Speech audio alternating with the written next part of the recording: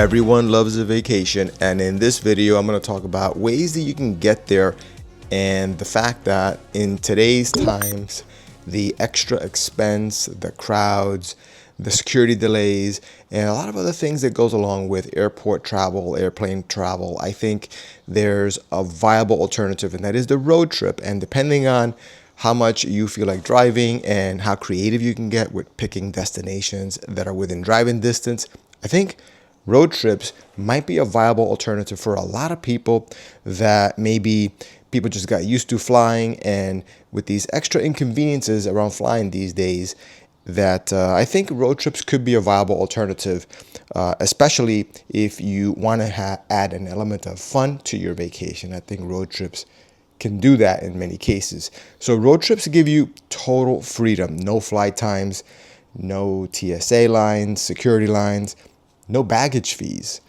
and you are kind of like on your own schedule, at least from the travel standpoint, not the airlines. So you could afford to leave a little later, a little earlier. You don't have to have that kind of a pressure. Air travel has other downsides as well. Long delays, they can be pretty common these days. Security hassles, rising ticket prices, that's something that no one likes, but it is a fact. And last minute cancellations can derail your plans and your budget. And regarding that budget, definitely you have to consider all the things that go into the cost of flying, not just the airline flights, but also the travel to and from and the additional charges for different things that you're going to incur, baggage fees. Some airlines charge you for food. And this is something that you could really minimize or eliminate if you have a road trip. So not everyone likes or can afford flying either. And that's okay, because road trips let you scale for wherever you want to go, and you can travel in a way that works for you. Even if it's just a couple of hours of a getaway, the road trip adds an element of fun to it that I think is missing in airline travel. Now, as far as the travel aspect and the duration of time that it takes to get somewhere by car versus by plane, driving distance is subjective. Some people love like a 6-hour cruise, and others tap out after just a couple of hours. But either way, there are cool, unexpected destinations nearby to where you live that if you know where to look and if you are selective, you may find that you don't have to drive that far to have a lot of fun and to have a great destination. But a lot of times people don't realize that driving a longer distance could be manageable, especially if you consider that you can stop along the way and stay overnight somewhere. And you could do it that way and break up a longer distance trip so that it becomes more comfortable for you to do and for you to drive. And also, you may have people on your trip that can help you drive.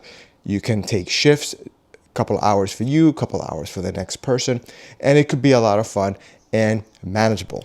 Planning is key when doing this, because you want to use tools like different online maps, Google Maps, or travel blogs to find hidden gems along the way. Quirky roadside stops can sometimes add an extra element of fun, or just go on some scenic routes as well, just to see places that you would never have seen if you just took the airline route. Bonuses if you can turn the journey itself into the attraction.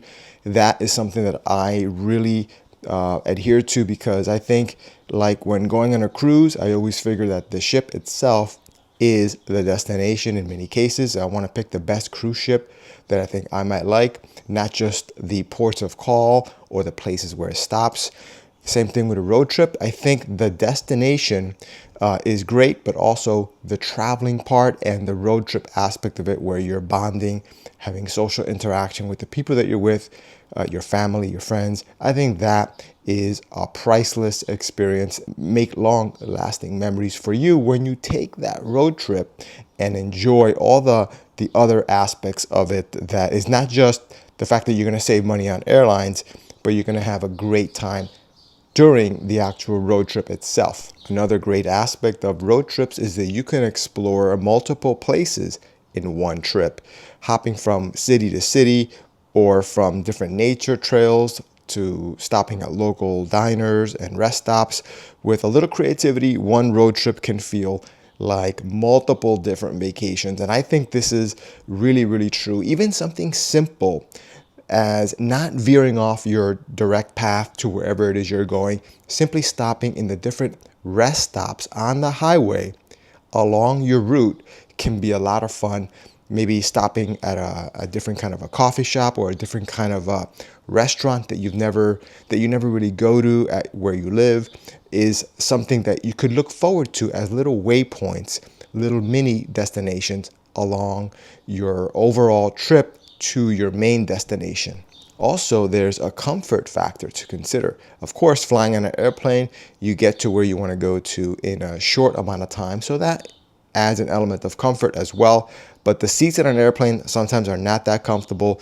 And if you go in a car on a road trip, you control your own music, you control what snacks and how much you're going to pay for them, because it's going to be a lot cheaper, and you control the pacing of your trip. Plus, there's no strangers coughing 3 inches from your face on an airplane seat when you're in a car. So this is important, and I think a lot of people underrate these little things that could make a road trip potentially a lot of fun. Cost-wise, road trips can also be surprisingly affordable for a variety of reasons, like I kind of alluded to already, but especially if you split the gas or stay at budget-friendly places. So if you're going with family, of course, staying at budget-friendly places along the way can make longer trips more doable and more comfortable and manageable.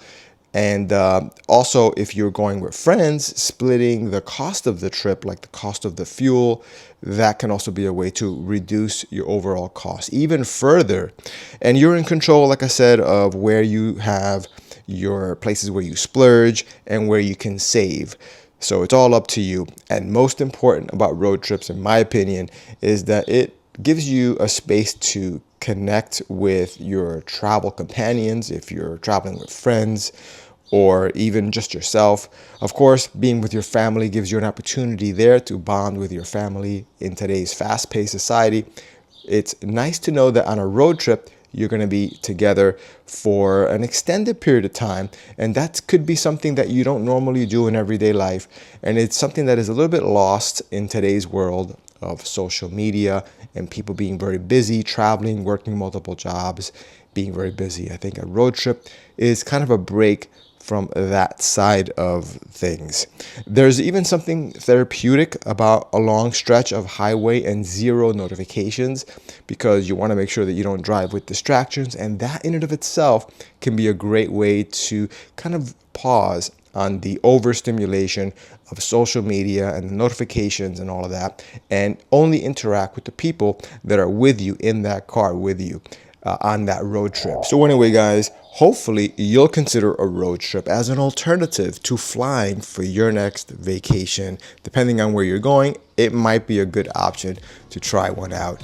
And of course, as always, thank you so much for watching this video, and I will see you in the next one.